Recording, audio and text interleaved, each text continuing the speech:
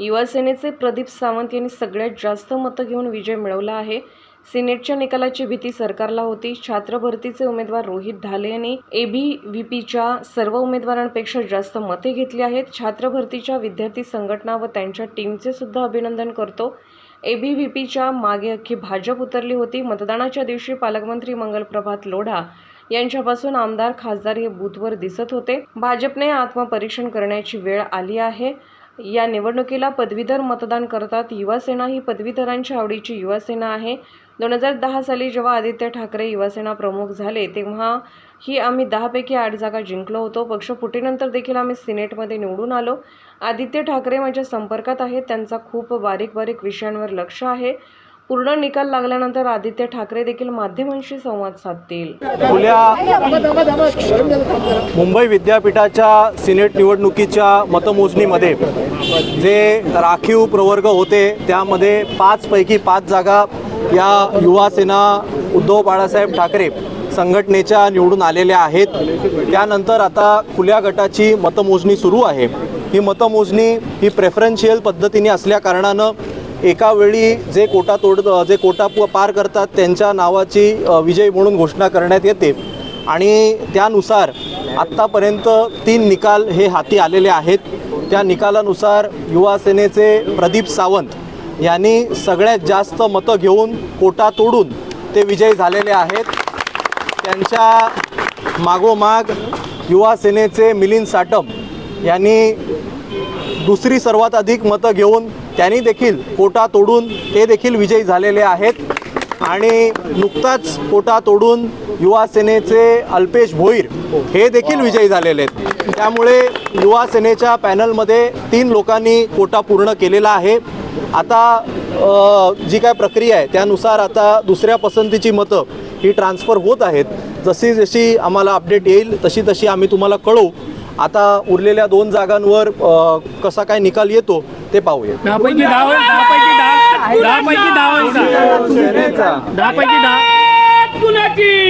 10 मी सकाळपासनं म्हणतोय की उगाच ओव्हर कॉन्फिडन्समध्ये अति बोलण्यापेक्षा आपण निकालाची वाट पाहूया।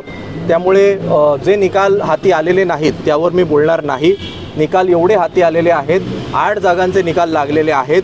8 पैकी 8 जागांवर आदित्य ठाकरे साहेबांच्या नेतृत्वाखालची युवा सेना ही जिंकलेली आहे। काय वाटतं, काय कारण वाटतं की युवा सेनेचं वर्चस्व सिनेट निवडणुकीत पाहायला मिळतं?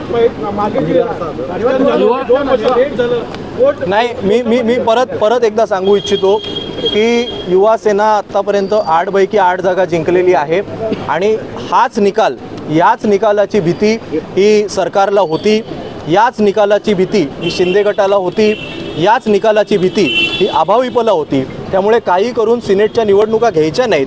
गेल्या वर्षी जर या निवडणुका झाल्या असत्या, जर 93,000 मतदारांची यादी असताना जर या निवडणुका झाल्या असत्या तर मी तुम्हाला सांगतो की असाच निकाल आला असता। हीच भीती त्यांच्या मनामध्ये होती, पोटात होती, म्हणून गेल्या वर्षीच्या स्थगित केल्या, या वर्षीच्या स्थगित केल्या। आम्हाला न्याय जो काय मिळाला तो माननीय उच्च न्यायालयातनं मिळाला, माननीय सर्वोच्च न्यायालयातनं मिळाला। या लोकांना निकाल लावू नये म्हणून देखील एकदा नाही तर 2 वेळा न्यायालयामध्ये गेले। आधी उच्च न्यायालयामध्ये गेले, सर्वोच्च न्यायालयामध्ये गेले। आज मतमोजणीच्या दिवशीसुद्धा आभाविप कोर्टामध्ये गेली की निकालाला स्थगिती लावा, एवढी यांच्या मनामध्ये भीती आहे। आणि ती भीती का होती हे आता मला वाटतं महाराष्ट्राच्या देशाच्या समोर येतं आहे। कारण त्यांना माहिती होतं की त्यांचं जे काय नुसती बॅनरबाजी, पोस्टरबाजी आणि आम्ही किती हुशार दाखवण्याचा जो काय प्रयत्न होता हा सगळा उघडा पडेल आणि युवा सेना इकडे क्लीन स्वीप करेल। त्यामुळे आत्तापर्यंत 8 जागांवर आम्ही विजय मिळवलेला आहे।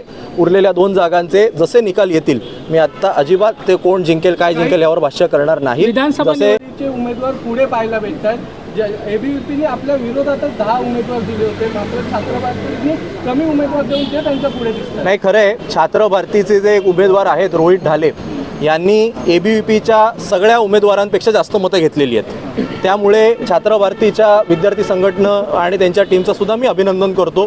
आणि भाजपच्या एबीव्हीपीच्या मागे अख्खी भाजप उतरली होती। मतदानाच्या दिवशी स्वतः पालकमंत्री मंगलप्रभात लोढांपासून सगळे आमदार खासदार हे बूथवर दिसत होते, तसे चित्र ही तुम्ही देखील दाखवली होती. त्यामुळे भाजपने आता कुठेतरी आत्मपरीक्षण करण्याची वेळ आलेली आहे, कारण या निवडणुकीला मतदान हे काही विद्यार्थी नाही करत, तर पदवीधर मतदान करतात. त्यामुळे पदवीधरांच्या मनामध्ये काय आहे हे आता हळूहळू स्पष्ट होते. मी परत एकदा सांगू इच्छितो, 8 जागांचे निकाल आलेले आहेत.